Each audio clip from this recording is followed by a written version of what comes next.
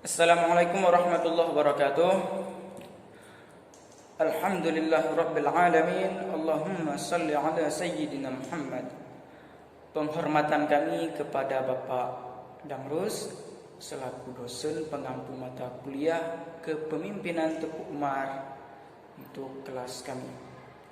Baik, tanpa memanjangkan mukaddimah, perkenalkan, nama saya Sahirman. Saya salah satu mahasiswa dari Fakultas Ekonomi Prodi Manajemen Universitas Teguh Umar. Baik, di sini saya akan menceritakan sedikit tentang sejarah perjuangan Teguh Umar sebagai pahlawan nasional. Oke, langsung saja. Teguh Umar. Teguh Umar ini adalah pahlawan kemerdekaan Indonesia, berasal dari Melabuh, Kabupaten Aceh Barat. Teguh Umar ini berjuang mempertahankan Aceh dari Belanda dengan menggunakan taktik berpura-pura bekerja sama dengan Belanda, sehingga ia diberikan kepercayaan penuh untuk memimpin pasukan Belanda dengan fasilitas senjata yang lengkap. Ketika senjata telah berhasil dikumpulkan, langsung balik arah dan menyerang Belanda. Nah, itulah strategi Teguh Umar. Pertama, Teguh Umar berpura-pura bekerja sama dengan Belanda, sehingga Belanda merasakan bahwa Teguh Umar ini sudah bergabung dengan mereka, sehingga kepercayaan penuh pun diberikan kepada Teguh Umar. Lantas Teguh Umar balikkan arah senjata terhadap Belanda. Nah, Teguh Umar ini bernama lengkap Teguh Umar. Beliau lahir pada tahun 1854 di Melabuh, Aceh Barat, dan beliau ini meninggal pada 11 Februari 1899. Teguh Umar ini dilahirkan di Kabupaten Aceh Barat, yakni di Melabuh, tepatnya di Kampung Masjid, yang sekarang nama Kampung Masjid ini sudah berubah menjadi Kampung Belakang. Nah, di Kampung Belakang, Kecamatan Johan Pahlawan, Aceh Barat. Di situ lahirnya sang pahlawan kita, yaitu Teguh Umar. Ayah Teguh Umar ini bernama Teguh Ahmad Mahmud dan ibunya Cut Mohani.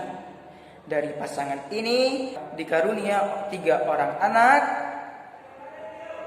yang menjadi saudara kandungnya, yaitu Teguh Musa, Cut Intan, dan Teguh Mansur. Dan nenek moyang Teguh Umar adalah Datuk Makhdum Sati, berasal dari Minangkabau. Beliau adalah keturunan dari Laksamana Muda Nanta yang merupakan perwakilan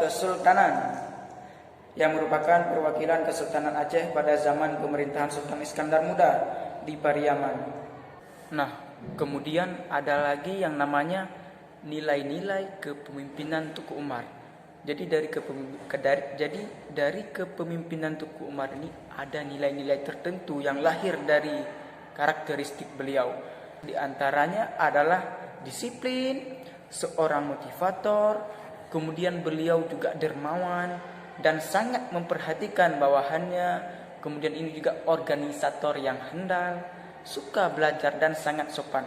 Walaupun beliau sudah menduduki sebagai panglima perang, tapi beliau masih ada sikap yang sopan dalam diri beliau dan sangat menghargai kaum ulama. Kemudian seorang tokoh pendukung gender, seorang yang serius namun humoris. Dalam keseriusan beliau ada pengertian humoris untuk lingkungannya. Dan beliau juga memiliki jiwa kebangsaan yang kuat, ahli strategi dan politik yang kuat, dan siap berkorban demi membela bangsa dan negara. Nah, itulah nilai-nilai kepemimpinan Teguh Umar yang patut kita terapkan dalam kehidupan kita sehari-hari.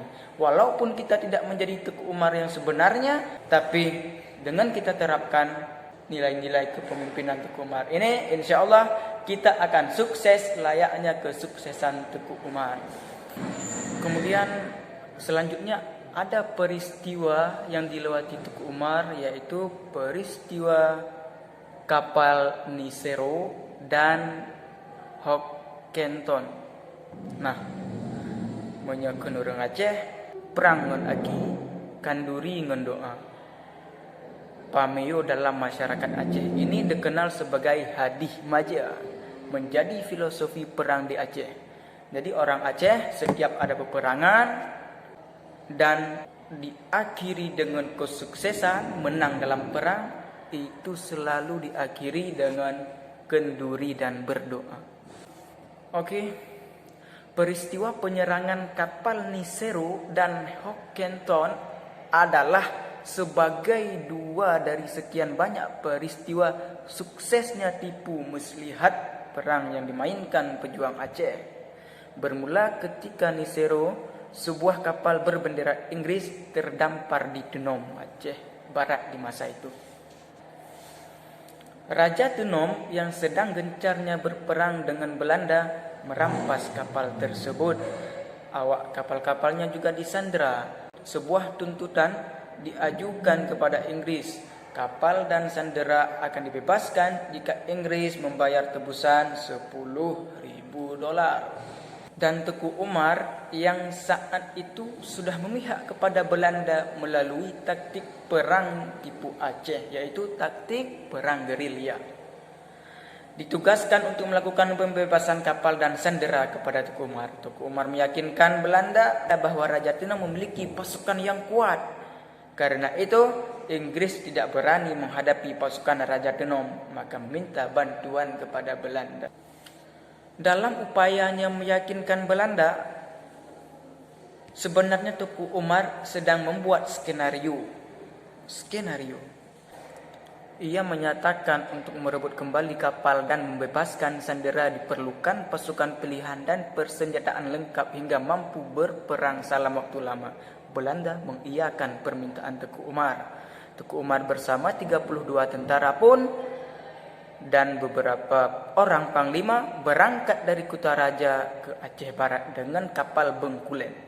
Di tengah pelayaran, semua tentara Belanda yang menyertai dibunuh di atas kapal. Seluruh senjata dan amunisi dirampas. Dengan senjata rampasannya itu, Teku Umar dan pengikutnya memperkuat dan bergabung kembali dengan pejuang Aceh. Ia juga meminta kepada Raja Tenom untuk tidak menurunkan nilai tuntutannya kepada Inggris dan Belanda. Nah, jadi Teku Umar membawa pasukan Belanda ini 32 orang dan membawa seluruh perlengkapan senjata yang lengkap.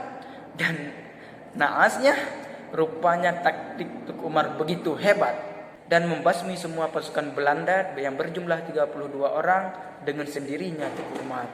Nah, begitulah sejarah singkat yang dialami oleh Teku Umar tentang peristiwa kapal Nisero dan Hockenton.